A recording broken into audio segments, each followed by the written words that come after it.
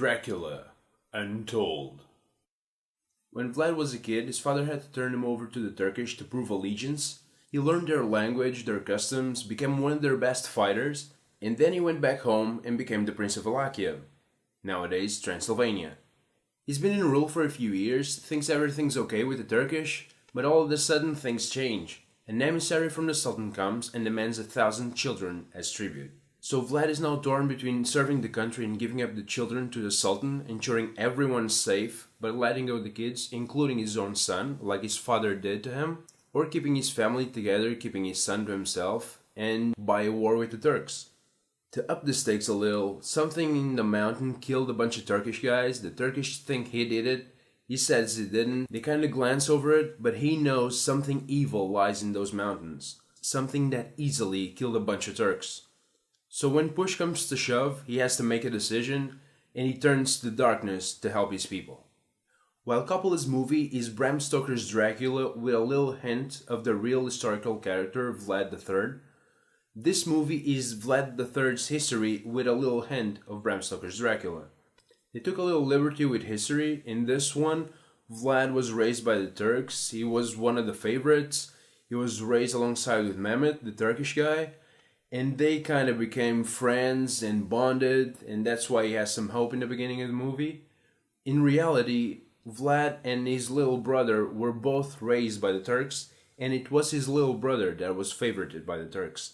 He was defiant all the time, the Turkish were constantly punishing him, and that's, historically, it's kind of what led to him being the Impaler. In the movie they call him Vlad Tepish a couple of times. That wouldn't happen in reality, because Tepish means the Impaler, so it's offensive. He was Vlad Dracula or Vlad III or just Vlad. Overall, the movie is pretty good. It starts off great, it's really interesting, gets you motivated. His personal struggle to keep the family together, along with keeping the people safe from the Turkish. Everything starts really nice, but after a little stupid decision here, a little thing that doesn't add up there, you start to feel that there's plot holes. And at a certain point, something really big happens that you go, come on, man, really? And that just blows the movie. Much like what they did with The Mummy, that Steven Sommers adapted and became an adventure, really fun ride. This version of Dracula is something like that. It's not really horror, it's more of an adventure. Be it that it's darker than The Mummy, but it's still not pure horror. Again, some of it starts being nonsensical towards the end, and then just completely falls over. And then the ending does something that really annoys me, that set up the sequel completely overtly. They set up a storyline close to the beginning of the movie, they don't touch it at all, and then right in the ending, they follow it. And they cut to the credits. And it's just, you're setting up something that's obviously for the sequel. And I hate that. This is Dracula Untold, it's not really that good, so I think that plotline is gonna remain Untold.